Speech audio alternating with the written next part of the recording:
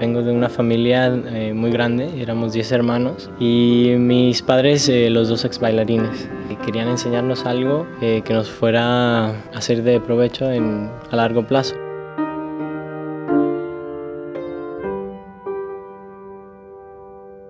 Para que algo valga la pena, tú tienes que invertirle lo suficiente. No es solo hacer todo el trabajo para llegar aquí, sino mantener tus metas bien claras y mantenerte trabajando siempre al 100%. Vivimos una vez y yo creo que tenemos que hacer lo que nos gusta, ¿no? Y no perder la oportunidad. Si se te da una oportunidad, tienes que ir y tomarla, ¿no? Aprovecharla al máximo porque no sabes si mañana vas a estar aquí para lamentar no haberla tomado.